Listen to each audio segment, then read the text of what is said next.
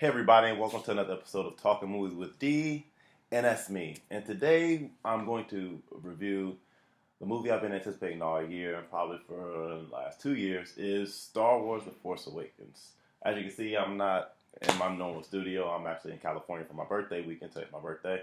The day Star Wars came out. And before I get to the review, I gotta say, if you haven't seen a movie in AMC Prime, which most of you probably haven't, it's the best way to watch a movie. It's the bigger screen than IMAX, Dolby Digital Sound, the best Dolby sound you can have. Great recliner seats. It's better than the seats that I've sat in any other theater, and it basically made the movie going experience better in every way possible. I mean, the trailers I saw before the movie, like Jungle Book, X-Men, Batman vs Superman, Ninja Turtles, all were better to just watching it on that screen and with that sound and the visual effects. And even like the Ninja Turtle trailer, which I wasn't too excited about, I got a little bit more excited watching it on the screen. So sadly, there's not a lot of AMC Primes in the United States yet, and they're working on it. But when one comes near you, if you have that choice, make sure you do it. And I can't wait. I'll watch and get one soon because that's the way you watch a movie is in the AMC Prime. But now that all that's out the way, let's get to the movie Star Wars. Another thing I have to say is I'm not going to spoil anything for anyone because that's why I wasn't on Facebook for like the last 24 hours or any social media. Like, that's my birthday and I got a ton of messages probably on Facebook. I seen I got a lot and I was like, I don't want to take a chance of spoilers, so I was going to wait. So I haven't even looked at them yet because I've been kind of running around. But I'll see them after that.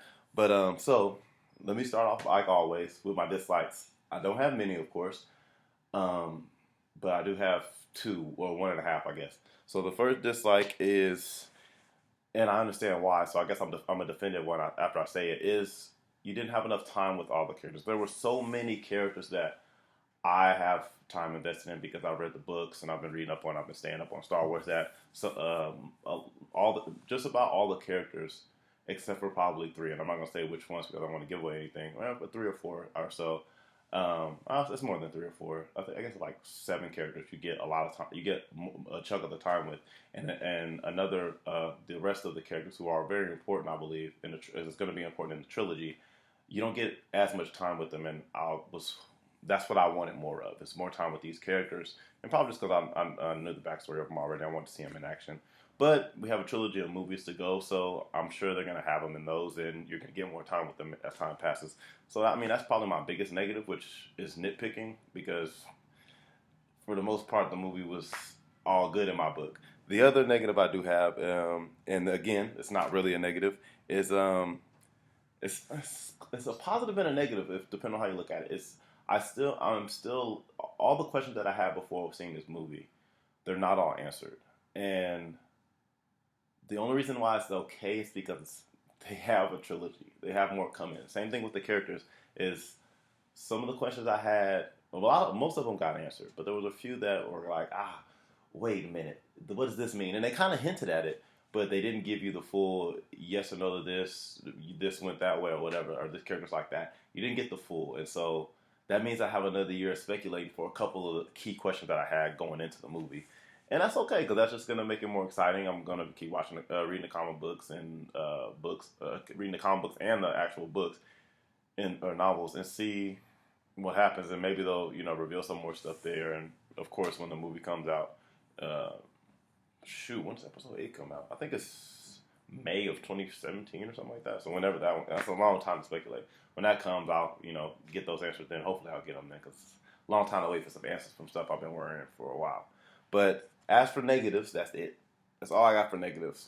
There's probably other ones that other people on their review might bring up, but I didn't notice them. I was just smiling the whole movie. Honestly, I was in enjoyment, and everybody else around me seemed to be in the same way, enjoying and just eating it up. So for my positives, first is story, and I think it's also the most important, because without a good story, your movie's going to be terrible. And I mean, even with a good story and the movie's not that good, it can be you can kind of be lenient on it because you can see where they're going with it and stuff like that. And the story is just very good in my opinion. A lot of speculation was answered. As I said, some questions were answered, and they went in ways that I agree with some and I don't. Or it's not even that I don't agree with them. It's just that it's tough. It's I don't so without giving away spoilers, it's tough to even say it's.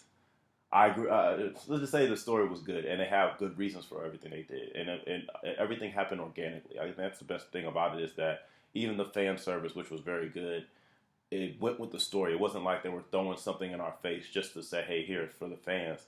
It worked with the story. It made sense, and it happened organically. It wasn't forced down our throat. So I think that's another one of my positives, as well as the acting by everybody. I mean, Daisy Ridley.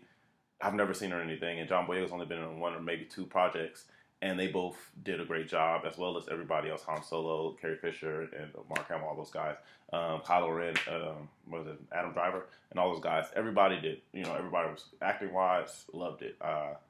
Special effects, the motion capture, the practical effects, all worked seamlessly. I mean, when you see a Death Star for the first time, and not Death Star, when you see Starkiller Base and all these different ships and worlds and the space battles and everything, it's great to see. I don't know how it would look on a lesser screen than the AMC Prime because I saw the best quality possible. But I'm gonna see it again probably this weekend, and if I can, I'm gonna see it in AMC Prime. I might as well see it while I'm out here. But that was all great, and so I have no complaints with any of that. That was all it was. I was happy with, and probably the best thing they did is it's a very independent movie from the rest of the trilogy. If you're new going to Star Wars, you don't need to know. I mean, it's in our pop culture, so everybody knows a little bit of Star Wars, and that little bit of knowledge is enough for the movie. Like you don't have to know about any of the novels, comic books that came before, any of the movies. I mean, granted, if you know any of that stuff, you're gonna pick up on more things, and there's some things I probably missed because there's some novels stuff that I haven't finished yet, but you didn't need it. It might have enhanced your enjoyment. Like I was laughing at stuff that most people probably didn't catch, or some people probably didn't catch because of my knowledge. But if you didn't know that, it's not going to stop you from loving the movie or liking the movie or inviting new friends in. And that's probably the best thing they did was that, because that's the most important. You don't want nobody to have to force them to see other movies and other content. You want them to come and see this movie, brand new generation, and enjoy it the way it is. And it definitely could have been Star Wars Episode 1, and this is the first one we're getting, and you'd have got jumped in, and you'd have been fine. And there's a lot of mystery in it too, so that makes it good as well. As far as that, I think that's everything. I already touched on the action a little bit when I said special effects and practical effects. The action is great. I mean, J.J. Abrams is Star Wars. The action is always going to be great. Lightsaber battles and all that stuff is good.